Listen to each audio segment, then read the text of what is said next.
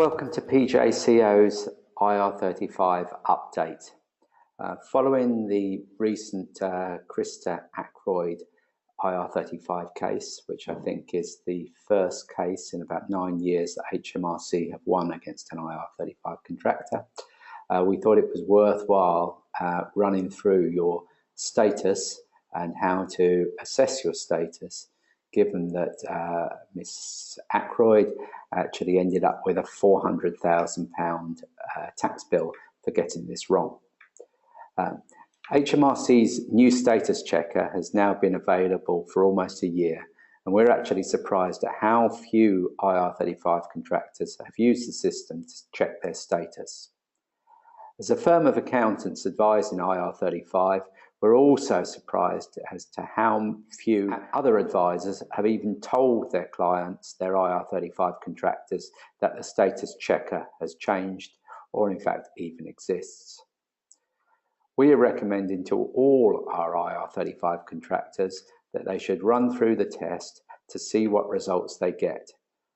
Hopefully they will get the result that says the intermediaries legislation does not apply to this engagement, which means IR35 does not apply to this engagement.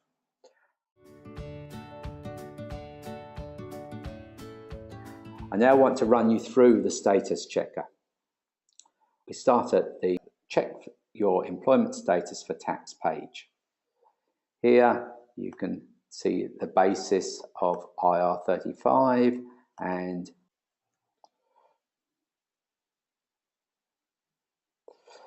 before you start the check, you can read the way the test works.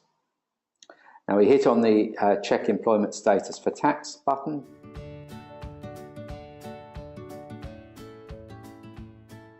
And we get to the very first question. Which of these describes you best? Well, obviously as the IR35 contractor, you're going to be the worker in this situation. We suggest that you run through this as the worker. We then suggest that you run through with your agent and he completes it or she completes it as the agency.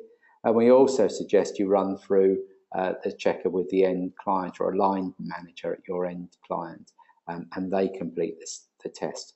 And all of you keep your results, or you keep the results for all three. So we're going to do it as the worker here, and we're going to push continue.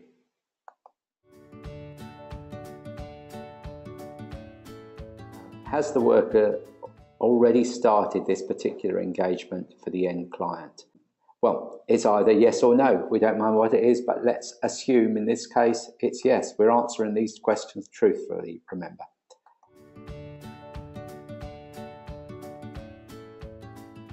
How does the worker provide their services to the end client? Well, I can pretty safely say in 99.9% of the time, this will be the worker providing their services via a limited company. We'll push continue. Will the worker or their business perform office holding duties for the end client as part of this engagement? An office holder in the legal sense is a director or company secretary or treasurer of a particular organisation of your end user. It's pretty unlikely as a contractor that you are going to be a director of your client. So in a true legal sense, we don't think that unless you are a director of your end client, you will be an office holder. As here, we would also suggest that you don't have a title, say, head of HR for Barclays or wherever you work. You are an independent contractor providing independent advice to your end client. So we're pretty certain that in virtually all cases, the IR35 contractor will not be an office holder or not perform office holding duties for the end client. So our answer here will be no.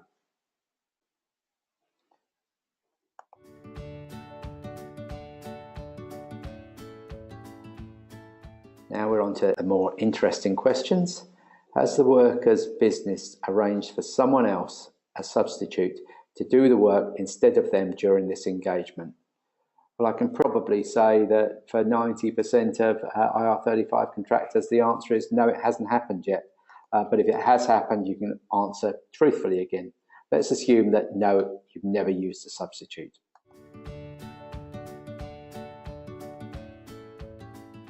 If the worker's business sent someone else to do the work, a substitute, and they met all the necessary criteria, would the end client ever reject them?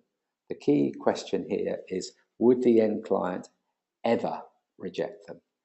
We want to be able to answer this question saying, no, the end client would always accept a substitute who met these criteria. And our suggestion to get to this point is to have a contract that has a substitution clause in it that doesn't allow the end client to reject that substitute or have any control over the substitute that you use. How do you get that sort of clause in the contract? We suggest that you offer something in exchange.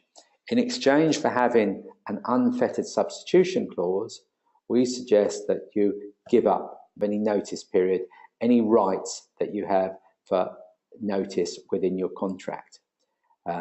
If you have a contract that can be cancelled for any reason or no reason at all, with no notice, then your client has no worry about the substitution clause. Because if you put in a substitute to do the work and that substitute was no good, they could simply revert to the clause that says this contract can be cancelled for any or no reason, and at that point they could simply cancel the contract. No restriction on them whatsoever. You're giving up an employment style right notice period in exchange for having the right to put a substitute in to do the work for you. So we're suggesting that the way to get this through a client is to have the unfettered substitution clause and give up your rights to notice. At that stage, hopefully you can get to the point that the end client would always accept a substitute. He'd have no reason not to, because if he didn't like the substitute you put in, he could just cancel the contract. No need to worry about the substitute, just cancel the contract. No notice period, no nothing. So hopefully we can get no there. Would the worker's business have to pay the person who did the work instead of them? Of course you would pay them if someone else did the work for you. So we'll answer yes. And then we get the answer we quite like having, which says the intermediaries legislation does not apply to this engagement. So we've reached a point that IR35 doesn't apply to this engagement. And the only question in all of those questions we've gone through was really, would the end client ever reject a substitute? Now, as I say, that's the question that we have to be able to answer in HMRC's opinion here. And the way that we're going to answer that question, as I repeat it once again, is to have a substitution clause that is completely unfettered and doesn't allow the client to reject a substitute in any way, shape or form. However, you are going to give the client something else. You're going to give them no notice. You're going to give up your employment style rights to notice, and therefore, with a clause that allows the client to reject the contract immediately for no reason at all, there is never any need to reject it because they don't want a substitute in place. That's the key to this particular point. Once you've got the results that you want, that the intermediaries legislation doesn't apply to this engagement, then the answer is to go off and save the information. Confirm and correct, put your name and address in and continue. We then suggest that you go right back to the beginning. Once you've done the test and you've saved the results, next stage is to go to the agency, go through exactly the same thing with the agent, get them to complete the test in exactly the same way. Explain to them, we need an unfettered substitution clause, we need to give up our notice, and then the end client should never reject the substitute. There is no need, there is no purpose in rejecting the substitute because the end client can get rid of the contract anyway. Once the agent has seen that and gone through and got the results, we do the same with the end client. At that point, saving all the results for the tests are obviously vital, because you want to be able to show these to HMRC should they ever question your IR35 status. So once you, the agency, and the end client have all gone through the tests and all come up with the same answer, that IR35 doesn't apply, we suggest that you save those results safely away. If HMRC come along calling, asking to check your IR35 status, you now have 3 independent sources all following HMRC's checker to confirm that you, the agent, and the end client all agree, based on honest results, that you do not need to operate IR35 for this engagement.